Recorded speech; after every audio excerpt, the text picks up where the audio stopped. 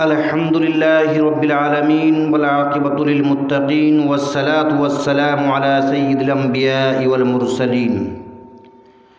محترم حضرات سامعین اکرام، اڑائے کچھ ورق لالا نے، کچھ بلبل نے، کچھ گل نے، چمن میں ہر طرف بکھری ہوئی ہے داستاں میری۔ آج کے اس قومی یادگار کے دن میں جبکہ ہندوستان کے گوشے گوشے میں مختلف تنظیموں، اداروں، اسکولوں اور کالجوں میں غیر معمولی دھوم دھام سے آزادی جشن منایا جا رہا ہے، غلام ہندوستان کی داستاں اور آزادی کی کہانیاں سنائی جا رہی ہیں، مجاہدین آزادی کو خراج تحسین پیش کیا جا رہا ہے۔ ایسے وقت میں ہم بھی ایک طرف اپنے اسلاف کی قربانیاں یاد آتی ہے تو دعائے مغفرت کے لیے ہاتھ خود بخود اٹھ جاتے ہیں، دوسری طرف جمہوریہ ہندوستان کے مسلمانوں کے دردناک واقعات اور ظلم ستم کی روداد سامنے آتی ہے تو خون کے آنسو نکل پڑتے ہیں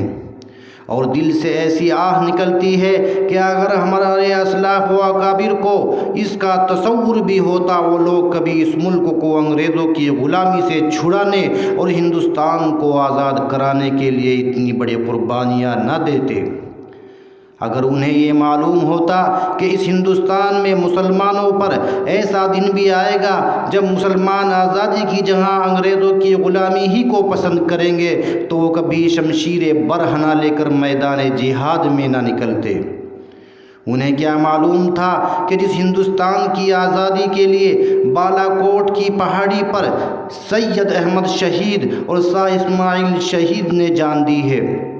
انہیں کیا معلوم تھا کہ جس ہندوستان کی آزادی کے لیے شاملی کے میدان میں علماء دیوبند توپوں کا نشانہ بنے ہیں، انہیں کیا معلوم تھا کہ جس ہندوستان کی آزادی کے لیے شیخ الہند اور شیخ الاسلام کا کالا پانی گئے ہیں، انہیں کیا معلوم تھا کہ جس ہندوستان کی آزادی کے لیے شیخ الاسلام حسین احمد مدنی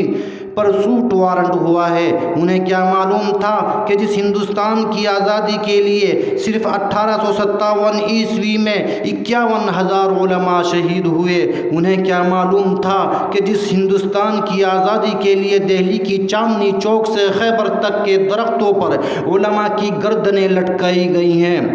انہیں کیا معلوم تھا کہ جس ہندوستان کی آزادی کے لیے علماء کو برہنہ کر کے آگ کے انگاروں پر ڈالا گیا ہے۔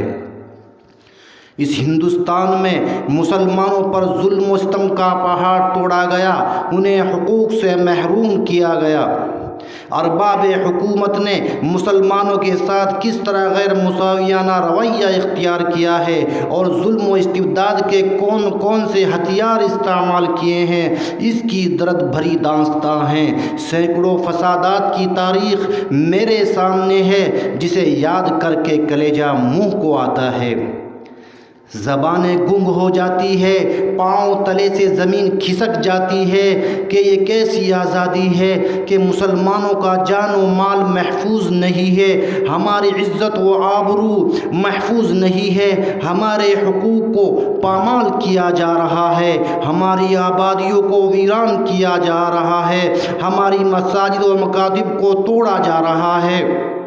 شعائر اسلام کے جنازے نکالے جا رہے ہیں، قربانی پر پابندی لگائی جا رہی ہے، قبرستانوں پر غاصبانہ قبضہ کیا جا رہا ہے، لاؤڈ اسپیکر پر اذان کے خلاف مقدمہ بازی ہو رہی ہے، خدائی قانون اور قرآنی دستور و مسلم پرسنل لا میں ترمیم کی کوشش کی جا رہی ہے۔ یہ کیسی جمہوریت ہے، یہ کیسی آزادی ہے کہ مسلمانوں کے مذہبی معاملات میں مداخلت کی جا رہی ہے۔ اگر آزادی اسی کا نام ہے تو ایسی آزادی کے ہم طلبگار نہیں ہیں۔ ہمیں مذہبی آزادی چاہیے، ہمیں قرآن کی آزادی چاہیے، ہمیں جان و مال کی حفاظت چاہیے، ہمیں عزت و آبرو کی حفاظت چاہیے، ہمیں عبادت گاہوں کی حفاظت چاہیے، ہمیں شعائر اسلام کی حفاظت چاہیے۔ نوجوان دوستو، کیا یہ جمہوریت کا خون نہیں ہے، سیکولرزم کا مذاق نہیں ہے، دستور آزادی کے خلاف ورزی نہیں ہے کہ جمہوری ملک میں کسی کی مذہبی معاملات میں مداخلت کی جائے؟ آج ہندوستان میں یہی ہو رہا ہے، ہم سے مذہبی آزادی چھینی جا رہی ہے، مسلم پرسنل میں ترمیم کی کوشش کی جا رہی ہے۔ محترم حضرات، یہ ایک ناقابل انکار واقعہ ہے کہ ہندوستان کو آزادی سے مسلمانوں ہی نے سرفراز کیا ہے، مسلمانوں ہی کی قربانیوں کا صلہ ہے کہ آج ہمارا ملک آزاد ہے، اور آزادی کا جشن پوری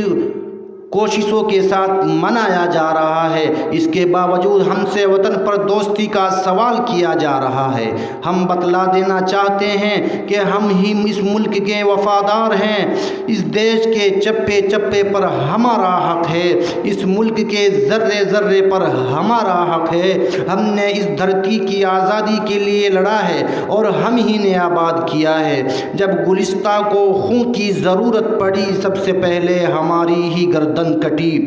پھر بھی کہتے ہیں ہم سے، اے اہل چمن،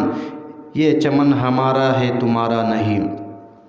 دوستو، آج ہماری تاریخ کو مٹانے کی کوشش کی جا رہی ہے، جنگ آزادی کی تاریخ سے مسلمانوں کے ناموں کو نکالا جا رہا ہے، ہمارے کارناموں کو بھلایا جا رہا ہے، اور ستم بالائے ستم یہ ہے کہ ہم سے یہ سوال کیا جاتا ہے کہ تم نے ہندوستان کو کیا دیا؟ اے محبان وطن، جاؤ ہمالیہ کی بلندی سے پوچھو، گنگا کی گہرائی سے پوچھو، سرزمین ہند کی شادابی سے پوچھو، ہندوستان کے صحراؤں سے پوچھو، آسمانوں کے تاروں سے پوچھو، یہ سب کے سب تمہیں بتلائیں گے ہم نے ہندوستان کو کیا کیا دیا ہے۔ یہ سب کے سب ہماری عظمت کے گواہ ہیں، ہندوستان کا چپا چپا اس پر شاہد ہے۔ بتاؤ، ہندوستان کو قطب مینار کی بلندی کس نے دی؟ جامع مسجد کی عمارت کس نے دی؟ لال قلعے کی عظمت کس نے دی؟ تاج محل کی خوبصورتی کس نے دی؟ 100 بار سنوارا ہے ہم نے اس ملک کے گئے سوئے برہم کو، یہ اہل جنوب بتلائیں گے ہم نے کیا دیا ہے عالم کو۔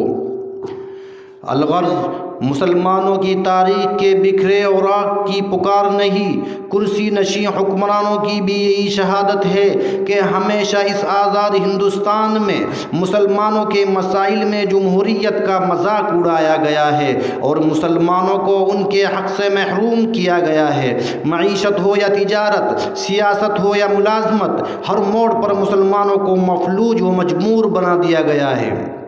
ہماری ترقی کی راہوں پر رکاوٹیں حائل ہیں، قدم قدم پر اقلیت کا روڑا اٹکایا جاتا ہے۔ آج حکومت کی گلیاروں سے لے کر ملازمت کے میدانوں تک اقلیت کا نعرہ لگایا جاتا ہے، جبکہ ہندوستان کی آزادی میں محبان وطن سے کہیں زیادہ ہماری قربانیاں ہیں۔ میرے دوستو، نہ سمجھو گے تو مٹ جاؤ گے۔